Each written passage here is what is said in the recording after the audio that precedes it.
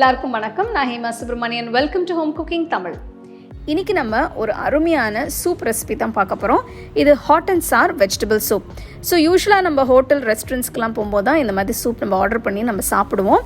So இன்றைக்கி இந்த அருமையான சூப் எப்படி செய்கிறதுன்னு பார்க்கலாம்.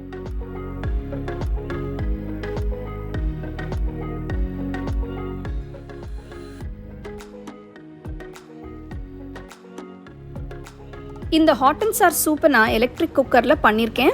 நீங்கள் இதையே சாதாரண ப்ரெஷர் குக்கரில் இல்லைனா ஒரு சாஸ்பேனில் இல்லைனா கடாயில் கூட பண்ணிக்கலாம். ஒரு எலக்ட்ரிக் குக்கரில் 1/2 டேபிள் ஸ்பூன் எண்ணெய் ஊற்றுங்க. எண்ணெய் சூடானதும் பொடுசாக நறுக்குன 5 பல்லு பூண்டு சேருங்க. அடுத்து கொஞ்சம் பொடுசாக நறுக்குன ஒரு சின்ன துண்டு இஞ்சி, பொடுசாக நறுக்குன ஒரு பச்சை மிளகாய், பொடுசாக நறுக்குன ஒரு வெங்காயம் சேர்த்து 2 நிமிஷம் வதக்குங்க.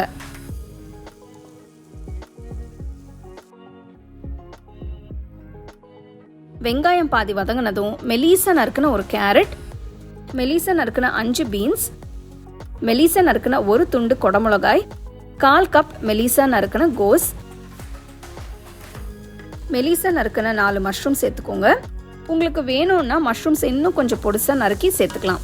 நம்ம நிறைய காய்கறி போடுறதுனால நம்ம சூப் ரொம்ப ஹெல்த்தியாகவும் ரொம்ப கலர்ஃபுல்லாகவும் இருக்கும். காயெல்லாம் வெந்துட்டு இருக்கும் போதே 1 டீஸ்பூன் உப்பு போட்டு காரத்துக்கு தகுந்த மாதிரி பொடிச்ச மிளகையும் ஆட் பண்ணிக்கலாம். உப்பும் காரமும் நல்ல காயில கோட் ஆகிற மாதிரி கலந்து விட்டு 1 table spoon dark soya sauce,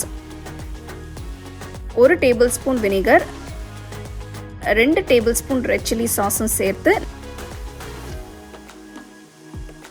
நல்லா கலந்து விடுங்க. அடுத்து இது கூட நம்ம 3 கப் தண்ணி ஊற்றிக்கலாம். நான் எடுத்திருக்கிறது 250 ml கப்.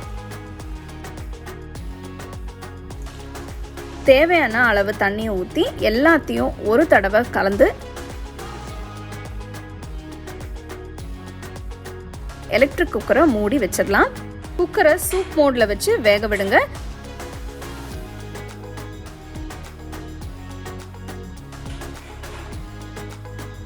இப்போ சூப் ரெடி ஆயிடுச்சு.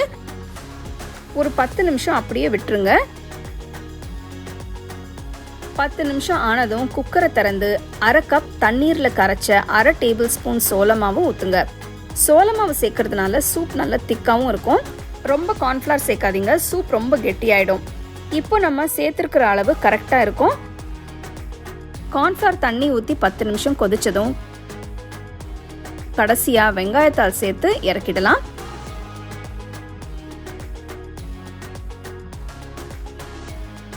ஹெல்த்தியான கலர்ஃபுல்லான hot and sir soup ready. சூட பரிமாறுங்க.